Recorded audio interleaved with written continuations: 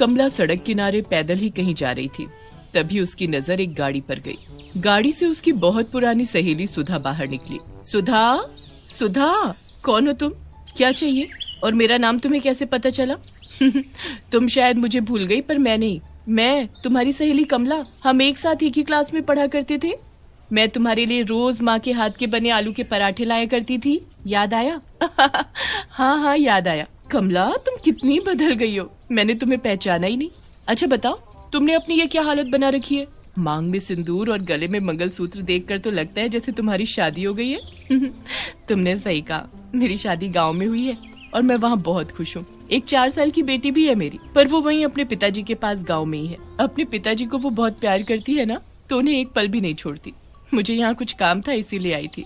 Oh my God, ये तुम क्या बोल रही हो? शहर में पढ़ी लिखी और शादी गांव में, कैसे रहती होंगी तुम वहाँ? मुझे देखो, मेरे माँ बाप ने मेरी शादी एक रईस खानदान में की है। आराम से एसी में रहती हूँ, और तो और 2 कदम चलने के लिए भी मैं गाड़ी में ही जाती हूँ। शहर की तो बात ही कुछ और है, वो बात गांव में कहा। तूने गांव में शादी करके अच्छा नहीं किया। गांव में आके रखा ही क्या है? घुटन भरी जिंदगी, बस 2 वक्त की रोटी, पति और बच्चे का प्यार मेरे लिए बहुत है। जो सुख शांति गांव में है वो शहर में तो बिल्कुल नहीं है। अब तू मुझसे बहस करेगी? अरे मैं कह रही हूँ ना कि तुम्हारे गांव से अच्छा हमारा शहर है। दोनों बहस पर उतर आते हैं। बातें करते करते उन्हें काफी रात हो जाती है और उन्हें ये नहीं पता था कि वो सड़क के बिल्कुल बीचों बीच आ गए हैं। तभी सामने से एक ट्रक आता हुआ दोनों को कुचल कर चला जाता है। मरते ही दोनों सहेलियां चुड़ैल बन जाती हैं।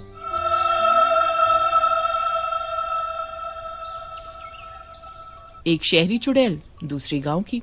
मैं मर गई कमला, मैं मर गई। वो देख, मैं वहाँ मरी पड़ी हूँ। मुझे किसी ने नहीं बचाया। काश कोई मुझे बचा लेता। अब मेरा क्या होगा? तुम तो अपने लिए रो रही हो और मैं अपनी बच्ची के लिए। अब क्या होगा मेरी बच्ची का? वो बिना माँ के कैसे रहेगी? अरे हाँ, मैं तो भूल ही गई थी। उसके पिताजी उसकी माँ से भी ज्यादा उसे प्यार करते हैं। वो संभाल लेंगे उसे। अगर तुम हमारे गांव में होती तो तुम्हें एक खरोच तक नहीं आती। तुम फिर शुरू हो गई। ठीक है, फिर अब से हम एक काम करते हैं। तुम यहाँ शहर में रहोगी और मैं गांव में। तभी पता चलेगा कि गांव अच्छा है या शहर। फिर क्या था, दोनों एक दूसरे की जगह बदल लेते हैं। चुड़ैल बनी कमला शहर में रहती है और सुधा चुड़ैल का रूप लिए कमला के गांव में पहुंच जाती है। जैसे ही सुधा गांव में पहुंचती है, उसका एक पैर गाय के गोबर में पड़ जाता है। ओह माय गॉड, ये छी छी क्या है? मेरा पैर, ये मेरे पैर में क्या लग गया? इससे कितनी बदबू भी आ रही है। छी, ऐसा लगता है कि अभी उल्टी हो जाएगी। तभी सामने से एक औरत रूपा सिर पर पानी का मटका उठाए वहाँ से गुजर रही थी। वो चुड़ैल को गोबर में सना देख उस पर हंसने लगती है।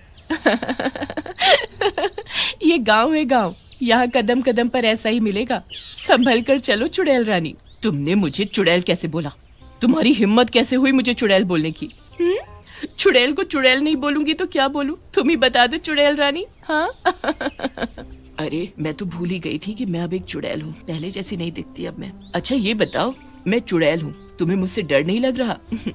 हमारे गांव में आए दिन चुड़ैल घुस आती हैं। उन्हें हम मारते नहीं हैं, बल्कि उनसे पूछते हैं कि वो किस कारण से चुड़ैल बनी। आखिर उनकी क्या मजबूरी थी जो वो चुड़ैल बन गई मरने के बाद। फिर हम सब गांव वाले मिलकर उसकी इच्छा पूरी करते हैं और उसे मुक्ति दिला देते हैं, ताकि वो गांव वालों को दुखी न करे। उसके बाद वो चुड़ैल फिर कभी गाँव में दिखाई नहीं देती। अच्छा, तुम अपना ये गोबर वाला पैर आगे करो ताकि मैं इसे धो सकूं। What you mean गोबर? ये गोबर क्या है? इससे तो बहुत गंदी बदबू आ रही है। ये गाय का गोबर है, मतलब गाय की पोटी। छी, तभी कहूँ इससे इतनी बदबू क्यों आ रही है। ये लो जल्दी धो दो मेरा पैर। रूपा मुस्कुराती हुई वहाँ से आगे निकल जाती है। जिसे मैं जानती नहीं पहचानती नहीं, उससे मैं कब से बात कर रही थी और वो मुझसे जरा भी नहीं डरी। क्या सच में गाँव के लोग ऐसे होते हैं? नहीं, मैं कुछ ज्यादा ही सोच रही हूँ। अभी तो यहाँ आई हूँ, अभी तो पूरा गांव देखना बाकी है। इस गांव में आते ही मेरी क्या हालत हो गई। सोचो वहाँ शहर में कमला का क्या हाल हो रहा होगा। वहाँ शहर में कमला इधर उधर भटक रही थी। उसे छुपने की कोई जगह ही नहीं मिल रही थी। ये शहर इंसानों से भरा पड़ा है, पैर रखने तक की जगह नहीं है। कुछ समझ ही नहीं आ रहा कहाँ जाऊँ। तभी कमला को सामने पकौड़ों की दुकान दिखती है। वो सीधी वहाँ घुस जाती है। भैया, क्या मुझे थोड़े पकौड़े दोगे? बहुत भूख लगी है, इसके मैं तुम्हें पैसे भी दूंगी। हाँ, क्यों नहीं। मैं भी तुम्हें कोई फ्री में तो दूंगा नहीं है, पैसे तो देने ही पड़ेंगे। जैसे ही वो भैया सिर उठाकर चुड़ैल को देखता है तो उसे देखकर डर से थर थर कांपने लगता है। तुमने पहले क्यों नहीं बताया कि तुम चुड़ैल हो? मैं तुमसे पैसे ही नहीं मांगता है। तुम ये पकोड़े फ्री में खाओ, पर मुझे मत खाना, चाहे तो सारे खा लो। पकौड़े वाला भैया तुरंत वहाँ से भाग खड़ा होता है और एक तांत्रिक को अपने साथ बुला लाता है। वो देखो, वो रही चुड़ैल। मेरी दुकान पर चुड़ैल ने कब्जा जमा लिया है। बाबा, अब आप इसे अपनी तंत्र विद्या से भगा दो। आपको जितना पैसा चाहिए मैं तुम्हें दूंगा। हाँ। ऐसी पता नहीं कितने ही चुड़ैलों को हमने भस्म किया है। ये चुड़ैल हमारे सामने कुछ भी नहीं है, अभी देखो। तांत्रिक थैले से भस्म निकालता है और मंत्र पढ़ने लगता है। नहीं नहीं, ऐसा मत करो, मैंने तो किसी का कुछ नहीं बिगाड़ा। फिर तुम लोग बिना वजह मुझे क्यों तड़पा रहे हो? इससे पहले कि ये तांत्रिक मुझे भस्म करे, मुझे यहाँ से गायब होना होगा। चुड़ैल फौरन वहाँ से गायब हो जाती है और किसी के घर पहुँच जाती है। अगर मैं थोड़ी देर और वहाँ रहती तो उस तांत्रिक ने मुझे भस्म ही कर दिया होता, पर ये मैं कहाँ आ गई?